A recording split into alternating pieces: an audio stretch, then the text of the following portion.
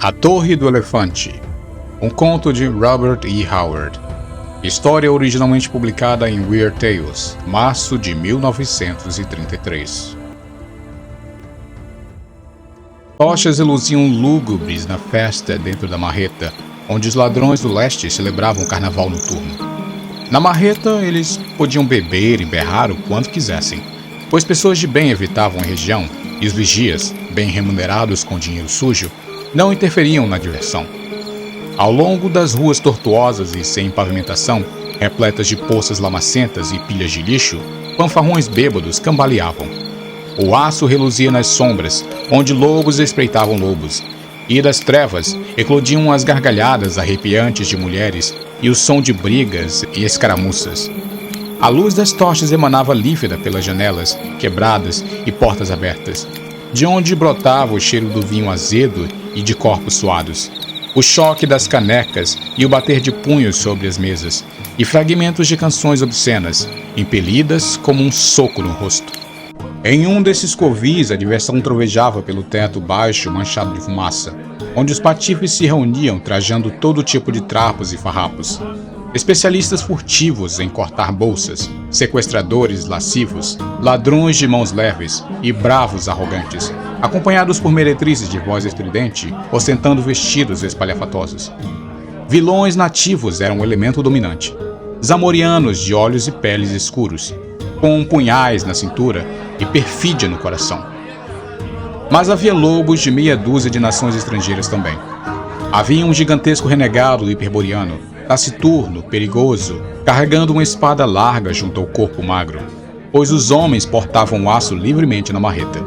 Havia um falsificador xemita, de nariz aquilino e barba negra azulada encaracolada. Havia uma mulher brituriana de olhos audazes sentada aos pés de um gudarlandês de cabelos fulvos, um soldado mercenário errante, desertor de um exército derrotado. E o gordo e indecente trapaceiro, cujas piadas causavam gritos de alegria, era um sequestrador profissional vindo da distante Koth para ensinar o roubo de mulheres aos amorianos, que já nasciam com mais conhecimento sobre o assunto do que ele jamais conseguiria obter. Este homem parou no meio da descrição dos encantos de uma vítima em potencial e mergulhou o focinho dentro de uma enorme caneca de cerveja espumante. Então, soprando a espuma dos lábios carnudos, disse: "Por Bel, Deus de todos os ladrões, vou mostrar a vocês como roubar meretrizes. Eu a levarei à fronteira zamoriana antes do amanhecer, onde haverá uma caravana esperando para recebê-la. Um conde de Orfe me prometeu 300 moedas de prata por uma britoniana esguia, de alta classe. Foram semanas perambulando pelas cidades fronteiriças, vestido de mendigo, até encontrar uma que servisse. E ela é uma garota espevitada." Ele soprou um beijo obsceno no ar. "Conheço alguns senhores em Shen que trocariam o segredo da Torre do Elefante por ela", completou, antes de voltar à sua cerveja. Um toque na manga de sua túnica o fez mover a cabeça de cara feia ante a interrupção. Ele viu um homem alto e de boa constituição de pé ao seu lado. Parecia tão deslocado naquele covil quanto um lobo cinzento em meio a ratos sarmentos nos esgotos. Seu manto barato não ocultava os contornos brutos e delgados do tronco poderoso e dos ombros largos e pesados. O peito maciço, a cintura magra e os braços grossos. A pele era bronzeada de sol, os olhos azuis e ardentes, uma cabeleira negra e emaranhada coroava a testa larga. Tinha uma espada pendurada no cinto, numa bainha de couro desgastado. "Você mencionou a Torre do Elefante", disse o estranho, falando em zamoriano com um sotaque curioso. "Ouvi muita coisa sobre essa torre. Qual é seu segredo?" A atitude do rapaz não parecia ameaçadora, e a coragem do cotiano fora potencializada pela cerveja e pela evidente aprovação do seu público. Ele inflou, cheio de si. "O segredo da Torre do Elefante? Ora, qualquer tolo sabe que Yara, o sacerdote, mora lá com a grande joia chamada pelos homens de o Coração do Elefante, que é o segredo de sua magia." O bárbaro digeriu a frase por um tempo. "Eu vi tal torre", disse. "Ela fica num grande jardim acima do nível da cidade, cercada por muros altos. Não vi guardas. As paredes parecem fáceis de escalar. Por que ninguém nunca tentou roubar essa joia secreta?" O cotiano encarou de boca aberta a simplicidade do outro. Então, explodiu numa gargalhada de desprezo, a qual os demais acompanharam. "Vejam só esse ignorante", vociferou. "Quer roubar a joia de Yara?" "Ouça, camarada", ele disse, virando-se portentosamente para o outro. "Suponha que seja algum tipo de bárbaro do norte." "Sou o Cimério", replicou o estranho com um tom nada amigável. A resposta e a forma como ela fora dada pouco significaram para o cotiano. Nada sabia de um reino que ficava ao extremo sul, nas fronteiras de Shen, conhecendo só vagamente as raças nortenhas. "Então me escute e aprenda, camarada", ele disse, apontando a caneca para um homem desconhecido. "Saiba que, em Zamora, particularmente nessa cidade, há mais ladrões ousados do que qualquer outro lugar do mundo, até mesmo em Koth. Se algum homem mortal pudesse roubar a joia, esteja certo que ela já teria sido furtada há muito tempo. Você fala sobre escalar os muros, mas uma vez que o tivesse feito, desejaria rapidamente voltar para o outro lado. Não há guardas nos jardins à noite por um bom motivo. Pelo menos não guardas humanos. Porém, na guarita, na parte inferior da torre, há homens armados. Mesmo que desse um jeito naqueles que vagam à noite pelos jardins, ainda teria que passar pelos soldados, pois a joia é guardada em algum lugar no alto da torre. Mas se um homem conseguisse cruzar os jardins, o Cimério argumentou, por que não poderia chegar até a joia pela parte superior da torre, evitando assim os guardas? O cotiano voltou a encará-lo de boca aberta. "Ouçam-no", ele gritou com escárnio. "O bárbaro é uma águia que voaria até a coroa cravejada de joias da torre, que fica só a 50 metros acima do solo e cujas paredes são mais lisas do que vidro polido." O Cimério olhou ao redor, envergonhado diante do rugido de risadas zombeteiras que a sua observação despertara. Não viu qualquer humor nela, e era novo demais na civilização para compreender sua falta de cortesia. Homens civilizados são menos corteses do que os selvagens, porque sabem que, de modo geral, podem ser mal educados sem que seus crânios sejam partidos. Ele ficou desnorteado e desgostoso, e, sem dúvida, teria ido embora embaraçado, se o cotiano não tivesse optado por aguilhá-lo ainda mais. "Venha, venha!" ele gritou. "Conte a esses pobres camaradas, meros ladrões na ativa desde antes do seu nascimento. Conte a eles como pretende roubar a joia." "Sempre existe uma maneira, caso o desejo se some à coragem", o Cimério respondeu de forma curta e grossa. O cotiano optou por levar aquilo como um insulto pessoal. Seu rosto ficou vermelho de raiva. "Quê?" ele rugiu. "Ousa nos dizer como conduzir nossos negócios e ainda insinua que somos covardes? Saia daqui! Saia da minha frente!" E empurrou o Cimério com violência. "Vai me zombar e a seguir pôr as mãos em mim?" rosnou o bárbaro, sua fúria veloz sendo despertada, e ele devolveu o empurrão com um tapa que jogou o seu provocador contra a mesa rudimentar. Cerveja caiu sobre os lábios do cotiano, que urrou furioso e desembainhou a espada. "Cão pagão!" ele bramiu. "Vou arrancar seu coração por isso."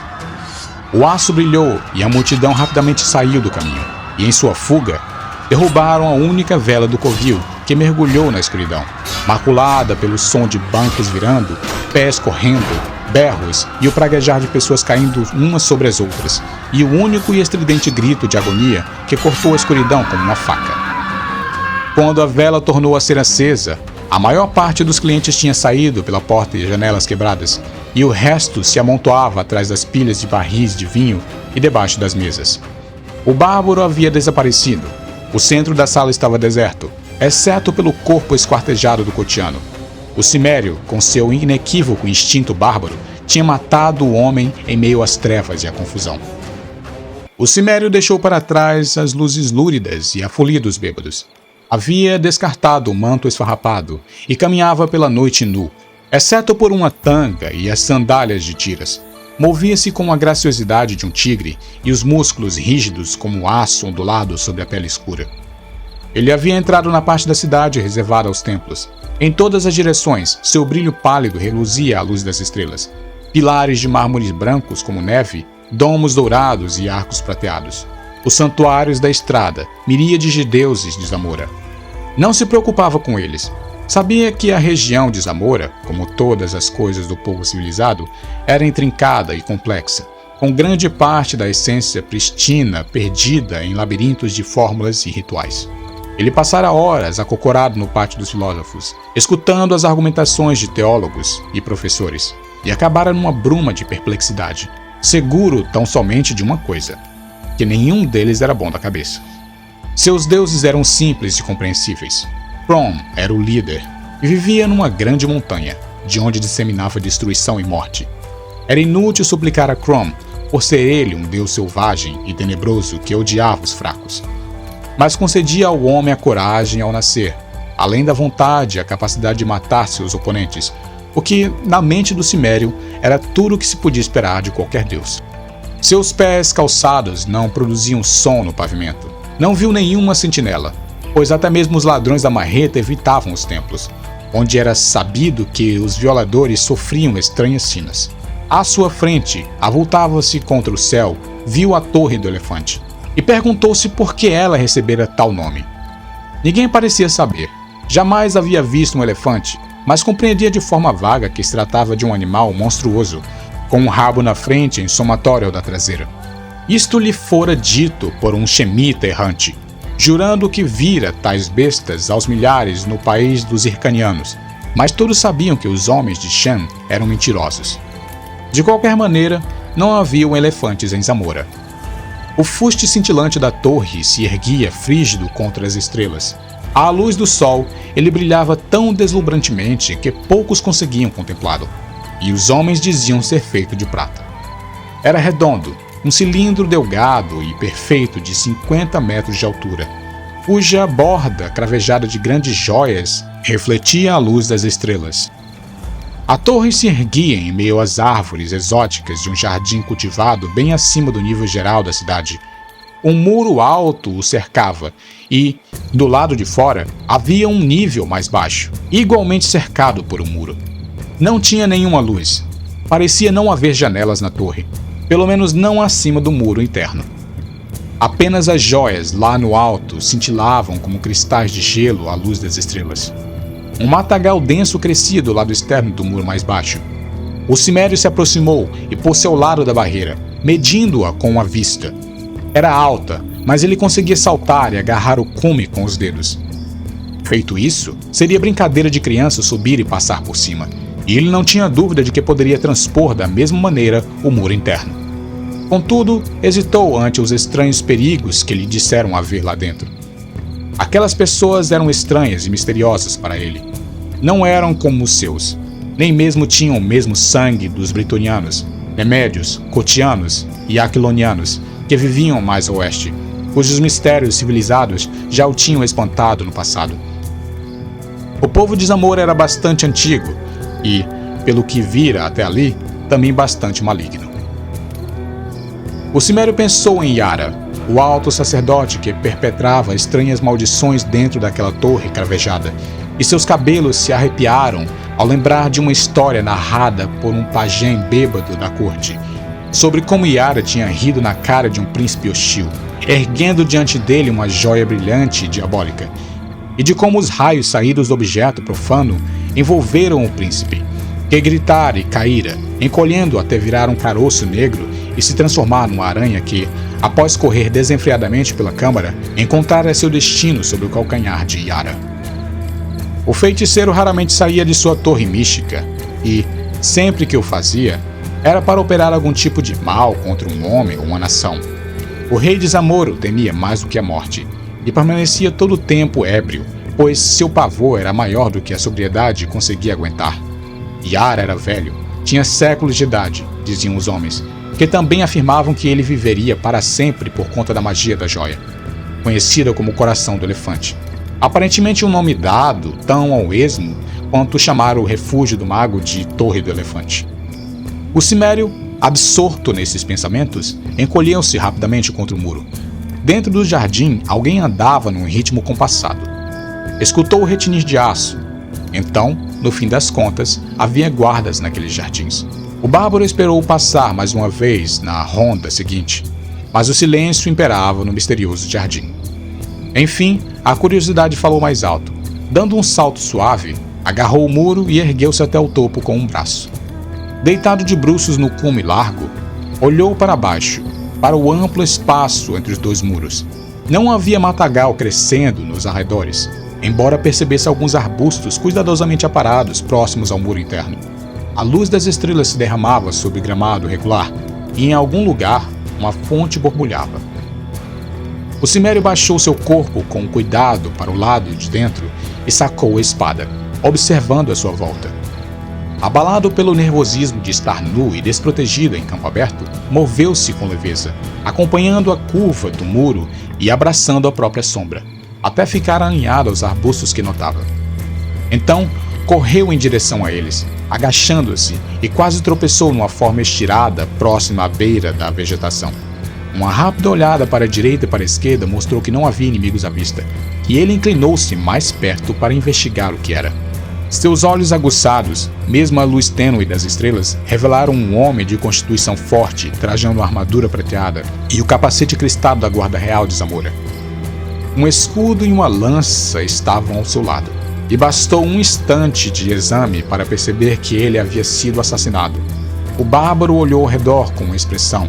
Sabia que aquele homem devia ser o guarda que escutara passando de seu esconderijo ao lado do muro. Um período curto transcorrera. Contudo, mãos desconhecidas tinham saído das trevas e estrangulado a vida do corpo do soldado nesse intervalo.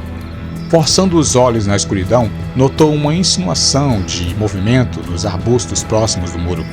Segurando firme a espada, deslizou naquela direção, sem fazer mais barulho do que teria feito uma pantera espreitando na noite. Mas o homem que estava perseguindo o escutou. O cimério teve um breve vislumbre de um enorme corpanzil junto ao muro e sentiu alívio ao ver que era, ao menos, humano. Então, o sujeito virou-se rapidamente, com um resfolego que soou como pânico, e lançou o primeiro movimento no mergulho para a frente, as mãos cerradas, recuando quando a lâmina do cimério refletiu a luz das estrelas. Por um tenso instante, ninguém falou. Ambos se mantiveram de prontidão para qualquer coisa. Você não é um soldado, sibilou enfim o estranho. É um ladrão como eu. E quem é você? O cimério perguntou num sussurro desconfiado. Taurus da Nemédia. O cimério abaixou a espada. Já ouvi falar de você. Os homens o chamam de príncipe dos ladrões. A resposta foi uma gargalhada grave. Taurus era tão alto quanto o cimério, e mais pesado. Era gordo e tinha uma grande barriga. Mas cada movimento seu anunciava um sutil magnetismo dinâmico, refletido em seus olhos astutos que emanavam vitalidade. Ele estava descalço e carregava um rolo que parecia ser uma corda fina e forte, com nós dados em intervalos regulares. Quem é você? Ele sussurrou. Conan, o cimério. O outro respondeu. Vim buscando uma maneira de roubar a joia de Yara, que os homens chamam de coração do elefante. Conan viu a grande barriga do homem sacudir numa gargalhada, mas esta não fora de desprezo. Por Bel, o deus dos ladrões, Taurus disse. Achava que era o único com coragem de tentar essa proeza. Esses amorianos se dizem ladrões. Pá! Gostei do seu ímpeto, Conan. Nunca partilhei de uma aventura com ninguém. Mas por Bel, vamos tentar isso juntos, se estiver disposto. Então veio atrás da joia? De que mais? Preparei meus planos por meses, mas você, acredito que tenha agido por impulso, meu amigo. Você matou o soldado? Claro. Passei pelo muro quando ele estava do outro lado do jardim e me escondi nos arbustos. Ele me ouviu e achou que eu vi alguma coisa. Quando veio investigar, não foi difícil dar a volta por trás, agarrar seu pescoço de surpresa e esganar o idiota. Era como a maioria dos homens, meio cego no escuro. Um bom ladrão deve ter olhos de gato. Você cometeu um erro, Conan disse, e os olhos de Taurus brilhavam zangados. Eu? Um erro? Impossível. Deveria ter arrastado o corpo até os arbustos. Assim diz o novato para o mestre da arte. Eles só mudarão a guarda à meia-noite. Se alguém vier procurar por ele agora e encontrar seu corpo, sairá correndo direto até Yara, gritando as notícias, o que nos dará tempo para escapar. Se não o encontrassem, começariam a vasculhar os arbustos até nos pegar como ratos numa armadilha. É verdade, concordou Conan. Muito bem, preste atenção. Estamos perdendo tempo com esse maldito falatório. Não há guardas no jardim inteiro. Guardas humanos, quero dizer. Embora existam sentinelas ainda mais mortíferas. Foi sua existência que me atrasou por tanto tempo. mas finalmente encontrei uma forma de lidar com elas. E quanto aos soldados na parte mais baixa da torre? O velho Yara vive na câmara, no alto. É por essa rota que seguiremos. E espero, voltaremos. Não adianta me perguntar agora. Eu arrumei um caminho. Vamos nos esgueirar até o topo da torre e estrangular o velho Yara antes que possa lançar seus feitiços amaldiçoados contra nós. Ao menos vamos tentar. É o risco de sermos transformados numa aranha ou num sapo, versus a riqueza e o poder do mundo. Todo bom ladrão deve assumir riscos.